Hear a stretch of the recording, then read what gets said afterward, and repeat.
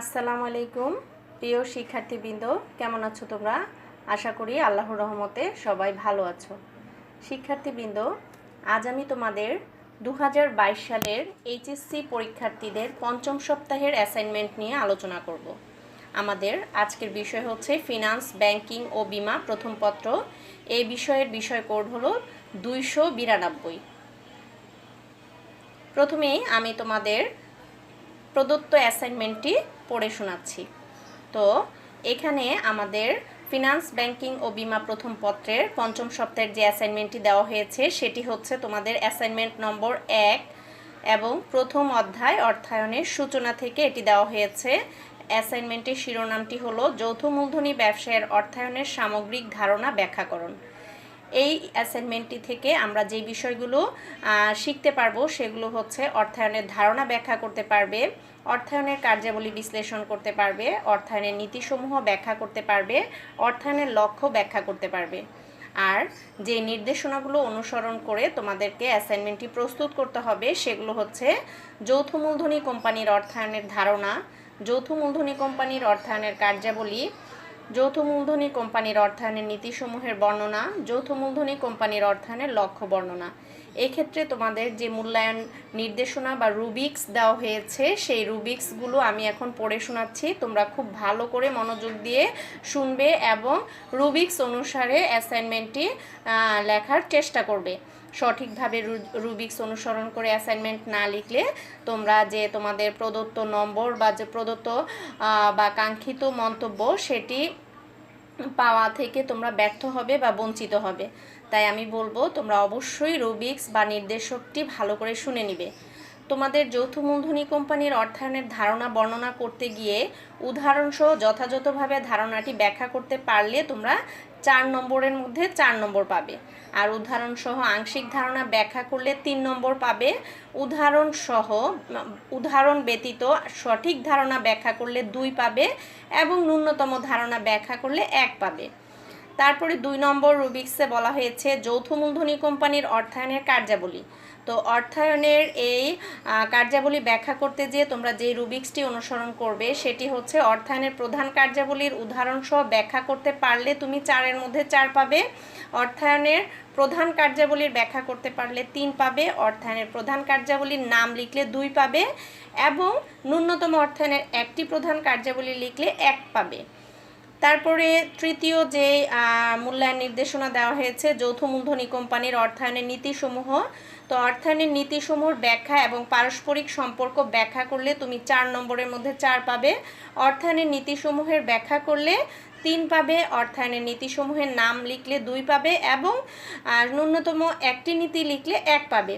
সর্বশেষ নির্দেশনায় বলা হয়েছে যৌথ মূলধনী কোম্পানির অর্থায়নের লক্ষ্য। তো অর্থায়নের লক্ষ্যসমূহের ব্যাখ্যা এবং লক্ষ্যসমূহ অর্জনের উপায় ও ফার্মের চূড়ান্ত লক্ষ্যের যৌক্তিকতা ন্যূনতম 2টি করে লিখলে তোমরা 4-এর মধ্যে 4 পাবে। আর অর্থায়নের লক্ষ্যসমূহের ব্যাখ্যা এবং লক্ষ্যসমূহ অর্জনের উপায় ন্যূনতম 2টি করে লিখলে 3 পাবে, অর্থায়নের লক্ষ্যসমূহের ব্যাখ্যা করলে 2 পাবে আর ন্যূনতম অর্থায়নের একটি লক্ষ্য লিখলে 1 পাবে। তো তোমাদের জন্য বরাদ্দকৃত নম্বর আছে 16। 13 থেকে 16 পেলে মন্তব্য হচ্ছে অতি উত্তম, 11 থেকে 12 পেলে উত্তম, 8 থেকে 10 পেলে ভালো, 7 অথবা 7-এর কম পেলে অগ্রগতি প্রয়োজন। তো শিক্ষার্থীবৃন্দ, আমার বিশ্বাস তোমরা প্রত্যেকেই 13 থেকে 16 বা অতি উত্তম মন্তব্যটি পেতে চাও। তাই আমার মনে হয় প্রদত্ত নির্দেশনা অনুসরণ করে এবং মূল্যায়ন নির্দেশনা বা রুবিক্স ফলো করে তোমরা অ্যাসাইনমেন্টটি লিখবে।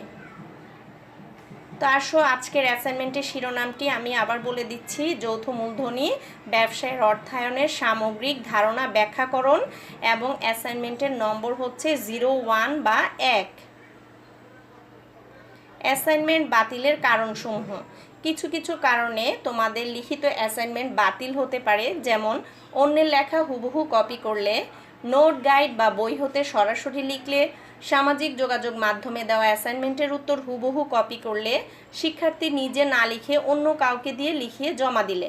অর্থাৎ তোমরা এই যে কোনো একটি কারণে তোমাদের অ্যাসাইনমেন্টটি বাতিল হতে পারে। তাই তোমরা অবশ্যই সতর্কতার সহিত এবং নিজস্ব দক্ষতা, যোগ্যতা, সৃজনশীলতাকে কাজে লাগিয়ে অ্যাসাইনমেন্টটি প্রস্তুত করবে। তোমরা অবশ্যই বিভিন্ন বই দেখবে, ক্লাস দেখবে, কোনো সমস্যা নাই, কিন্তু কোনো জায়গা থেকে হুবহু কপি করে লিখবে না। 2-3টা ক্লাস বা 2-3টা বই একসাথে করে তারপরে যে অ্যাসাইনমেন্টটি ফাইনালি প্রস্তুত করবে।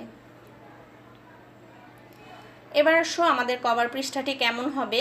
তো লালবাগ সরকারি মডেল স্কুল অ্যান্ড কলেজ থেকে একটি অ্যাসাইনমেন্টের জন্য কভার পৃষ্ঠা প্রদান করা হয় শিক্ষার্থীদেরকে। তোমরা কাটাকাটি, ঘষা মাজা ছাড়া খুব সুন্দর করে এই কভার পৃষ্ঠাটি ফিল আপ করবে। অ্যাসাইনমেন্টের নম্বর লিখবে, বিষয় লিখবে, অধ্যায়ের নাম লিখবে। প্রশ্ন বলতে এখানে অ্যাসাইনমেন্ট শিরোনামের কথা বলা হয়েছে, শিরোনামটি লিখবে। শিক্ষক শিক্ষিকার নাম লিখবে। আবার নিচের অংশে জমাদানকারীর অংশটা ফিল আপ করবে, জমাদানের তারিখ লিখবে। তো এই তোমাদের কভার পৃষ্ঠার বিষয়। আর অন্য প্রতিষ্ঠানের যদি কভার পৃষ্ঠা যেভাবে নির্দেশনা দিয়েছে সেভাবেই তোমরা ফিল আপ করবে। এবার আসো পরিচিতি। আমরা অ্যাসাইনমেন্ট লেখা শুরু করব। প্রথমেই আমাদের একটা পরিচিতির পৃষ্ঠা থাকতে পারে, এটা তোমাদের ইচ্ছা, তোমরা চাইলে দিতেও পারো, নাও দিতে পারো। এখানে পরিচিতিতে নিজের নাম, শ্রেণী, রোল, শাখা, মোবাইল নম্বর, বিষয়ের নাম, জমাদানের তারিখ তোমরা এখানে উপস্থাপন করবে। তবে শিক্ষার্থীবৃন্দ, তোমাদের মোবাইল নম্বরটি থাকলে একটা সুবিধা হচ্ছে যে কোনো সমস্যা হলে আমরা তোমাদেরকে আবার মোবাইলে ফোন করে ডেকে কারেকশন করাতে পারি, সেই সুযোগটা আমাদের থাকে। তারপরে আসো সূচিপত্র। তোমরা পরিচিতির পরে একটি সূচিপত্রের পৃষ্ঠা দিবে। সূচিপত্রটা অবশ্যই দিবে, কারণ অ্যাসাইনমেন্টের সৌন্দর্য নির্ভর করে সূচিপত্রের উপরে। সূচিপত্রটা সুন্দর করে দিলে আসলে শিক্ষকের তোমাদের প্রতি একটা পজিটিভ ধারণা তৈরি হয়। দেখবা তোমরা পাঠ্যপুস্তকেও কিন্তু প্রথমে সূচিপত্র দেওয়া হয়, কোন পৃষ্ঠায় কোন অধ্যায় আছে, কি কি বিষয়বস্তু আছে, এগুলো বিশদভাবে সূচিপত্রে উল্লেখ করা হয়। তো এখানে সূচিপত্রে তোমরা প্রথমে অধ্যায়ের নামটি লিখবে। এখানে যেহেতু অধ্যায়ের নাম একটাই, তো সেই ক্ষেত্রে মিডলে অধ্যায়টি লিখে ক্রমিক নং অনুযায়ী বিবরণগুলো লিখবে। যেমন তোমার 4টি মূল্যায়ন নির্দেশনা বা রুবিক্স দেওয়া হয়েছে, সেখানের হেডলাইনগুলো তুমি এখানে লিখে কত পৃষ্ঠায় এর বর্ণনা দিয়েছো সেই পৃষ্ঠার নম্বরগুলো এপাশে তুলে ধরবে। এবার আসো আমরা সরাসরি অ্যাসাইনমেন্ট লেখা শুরু করব। তো প্রথমেই আমরা অ্যাসাইনমেন্টের বিষয়বস্তুটি উপরে লিখে নিব বা শিরোনামটি উপরে লিখে নিব, যৌথ মূলধনী ব্যবসায়ের অর্থায়নের সামগ্রিক ধারণা ব্যাখ্যাকরণ। তারপরে আমরা সুন্দর করে এভাবে মানে পয়েন্ট দিয়ে দিয়ে এবং আন্ডারলাইন করে আমাদের অ্যাসাইনমেন্টটি লিখব, যাতে শিক্ষকগণ বুঝতে পারে যে একটি মূল্যায়ন নির্দেশনা শেষ হওয়ার পরে তুমি আরেকটি মূল্যায়ন নির্দেশনা শুরু করেছো, এমনভাবে অ্যাসাইনমেন্টটি উপস্থাপন করবে। তো যৌথ মূলধনী কোম্পানির অর্থায়নের ধারণা ব্যাখ্যা করতে যে আমরা এটি যেভাবে লিখতে পারি, প্রতিটি প্রতিষ্ঠানের জন্য অর্থায়ন অত্যন্ত গুরুত্বপূর্ণ। তাই ব্যবসায় বা অব্যবসায় সকল প্রতিষ্ঠান অর্থায়ন প্রক্রিয়ার সাথে জড়িত। প্রতিষ্ঠানভেদে অর্থায়ন প্রক্রিয়া ভিন্ন ভিন্ন রূপ নেয়। আমরা জানি অর্থায়ন বলতে তহবিল সংগ্রহ ও এর ব্যবহার সংক্রান্ত প্রক্রিয়াকে বোঝায়।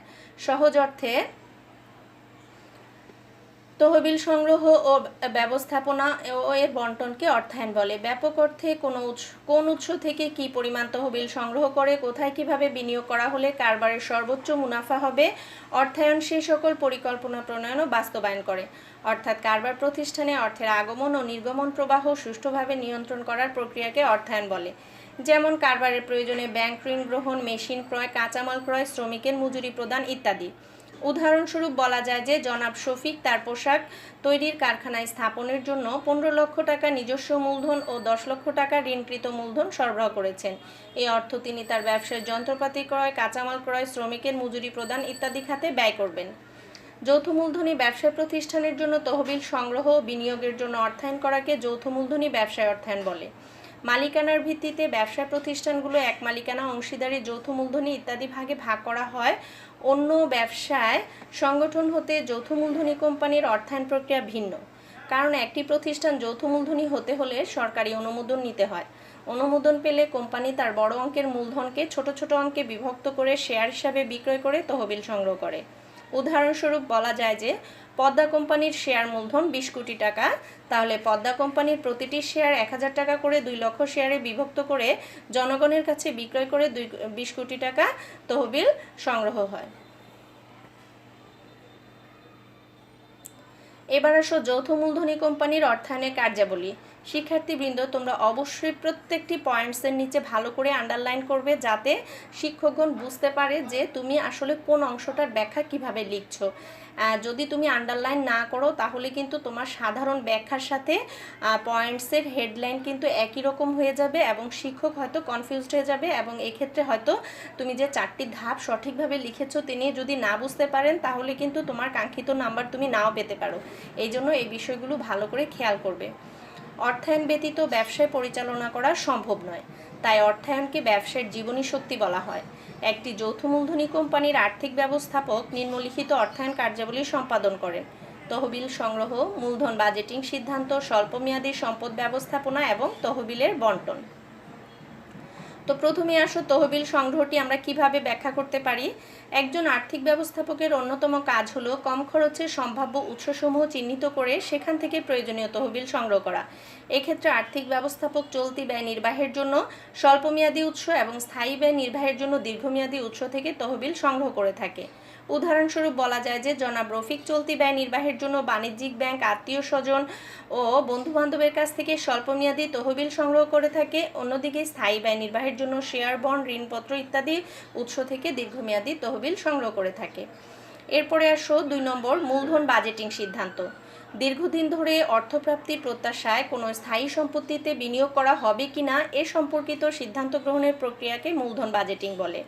স্থায়ী সম্পত্তি ক্রয়, সংযোজন, আধুনিকায়ন এবং প্রতিস্থাপন ইত্যাদিতে দীর্ঘমেয়াদী তহবিল বিনিয়োগে বড় অঙ্কের অর্থের প্রয়োজন হয়। ফলে কোনো কারণে সিদ্ধান্ত গ্রহণে ভুল হলে সেটি সংশোধনের সুযোগ থাকে না বা এজন্য বড় অঙ্কের মাশুল দিতে হয়। তাই মূলধন বাজেটিংয়ের মাধ্যমে এ সকল ক্ষেত্রে সিদ্ধান্ত গ্রহণ করা হয়। উদাহরণস্বরূপ বলা যায় যে জনাব তামিম তার ব্যবসায় প্রতিষ্ঠানের জন্য ঋণ নিয়ে একটি মেশিন ক্রয় করার পূর্বে উক্ত মেশিন থেকে উৎপাদিত পণ্য বিক্রি করে তিনি ঋণের সুদ পরিশোধের পরও মুনাফা অবশিষ্ট থাকবে কিনা তা মূলধন বাজেটিংয়ের কৌশল প্রয়োগ করে বিবেচনা করেছেন।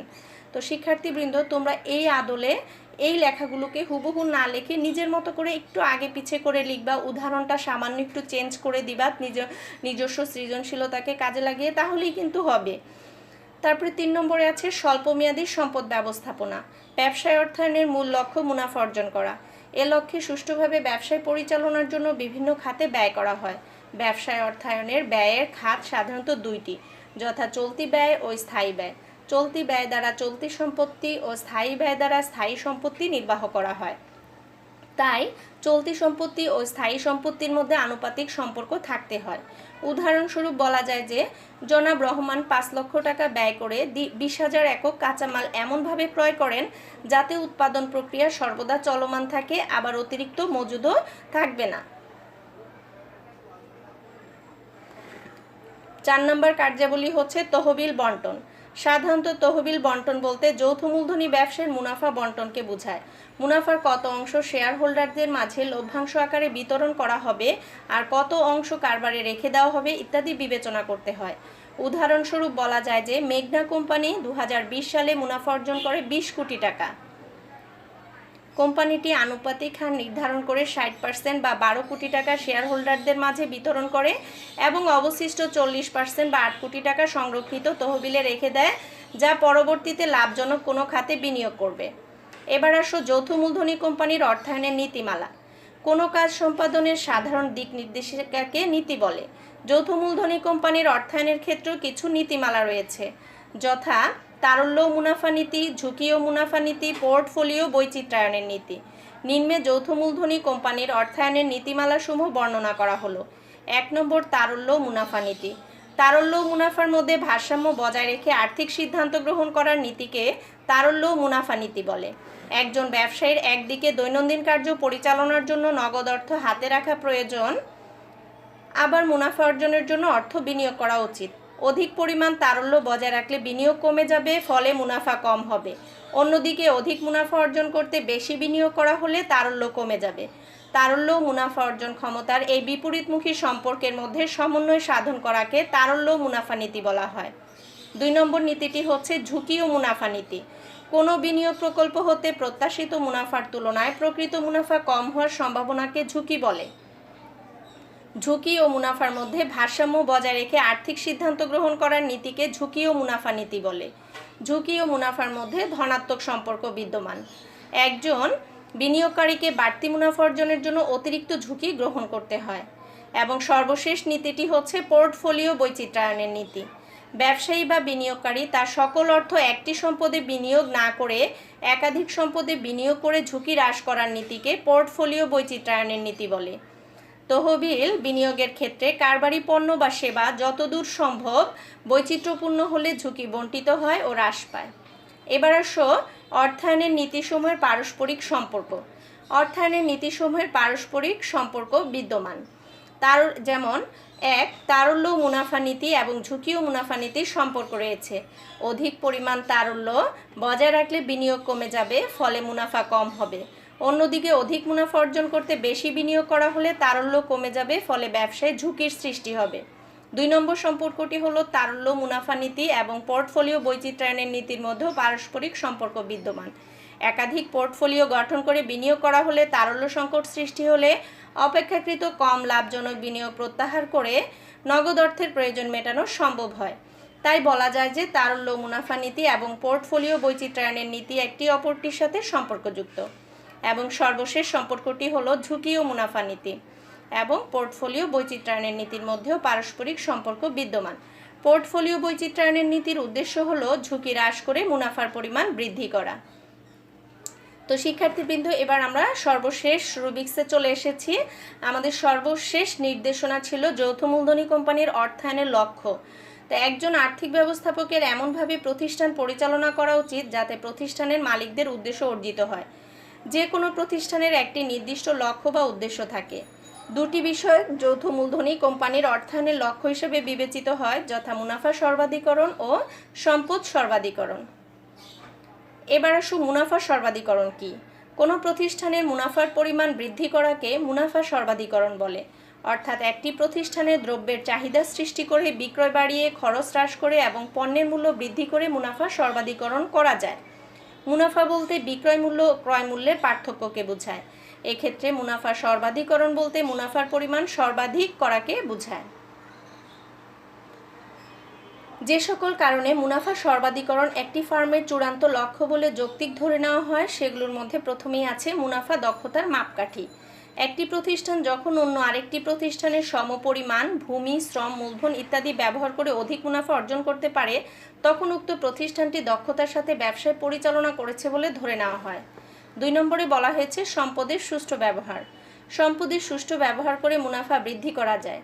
একটি প্রতিষ্ঠান যখন আরেকটি প্রতিষ্ঠানের সমপরিমাণ ভূমি, শ্রম, মূলধন ইত্যাদি ব্যবহার করে অধিক মুনাফা অর্জন করতে পারে, তখন উক্ত প্রতিষ্ঠানটি সম্পদের সুষ্ঠু ব্যবহার করে ব্যবসায় পরিচালনা করেছে বলে ধরে নেওয়া হয়। এবার আসুন 2 নম্বর লক্ষ্য, সম্পদ সর্বাধিকরণ। সম্পদ সর্বাধিকরণ বলতে শেয়ারের মূল্য বৃদ্ধিকরণকে বোঝায়। অর্থাৎ শেয়ার হোল্ডারদের সম্পদ হলো শেয়ার, তাই শেয়ারের নিট বর্তমান মূল্য বা বাজার মূল্য বৃদ্ধিকরণকে সম্পদ সর্বাধিকরণ বলে। এক্ষেত্রে শেয়ার মূল্য বৃদ্ধি পেলে শেয়ার হোল্ডাররা বেশি দামে শেয়ার বিক্রি করতে পারে। এতে ফার্মের সম্পদ বৃদ্ধি পায়, ফলে ব্যবসার সুনামও বাড়ে এবং শেয়ারের বর্তমান বাজার মূল্য বাড়ে। যে সকল কারণে সম্পদ সর্বাধিকরণ একটি ফার্মের চূড়ান্ত লক্ষ্য বলে যৌক্তিক বলে ধরে নেওয়া হয়, তার মধ্যে প্রথমেই আছে অর্থের সময় মূল্য বিবেচনা করে। অর্থের সময় মূল্য বিবেচনা করার ফলে নিট বর্তমান মূল্য বৃদ্ধি পায়, ফলে ব্যবসার সুনাম বৃদ্ধি পায় ও শেয়ারের বর্তমান বাজার মূল্য বৃদ্ধি পায়। 2 নম্বর হচ্ছে ঝুঁকি বিবেচনা করে। সম্পদ সর্বাধিকরণের ঝুঁকি বিবেচনা করার ফলে দীর্ঘমেয়াদী সঠিক বিনিয়োগ সিদ্ধান্ত নেওয়া যায় এবং ফার্মের সার্বিক লক্ষ্যকে সামনে রেখে ভবিষ্যৎ অনিশ্চয়তা ও ঝুঁকি বিবেচনা করায় শেয়ারের বাজার মূল্য ঠিক রাখা সম্ভব হয়। তো শিক্ষার্থীবৃন্দ, এভাবে করে আমাদের অ্যাসাইনমেন্টটি আমরা লেখা শেষ করব এবং সবশেষে আমরা বিষয়বস্তুর সাথে মিল রেখে একটি লাইন লিখে আমাদের অ্যাসাইনমেন্টটি সমাপ্ত করব এবং সমাপ্ত এই কথাটি লিখে আমরা আমাদের অ্যাসাইনমেন্টটি একেবারে জমা দেওয়ার উপযুক্ত করে তৈরি করে ফেলব। তো আজকে এই পর্যন্তই, আগামী দিন আবার দেখা হবে। সেই পর্যন্ত সবাই ভালো থাকবে, সুস্থ থাকবে। আল্লাহ হাফেজ।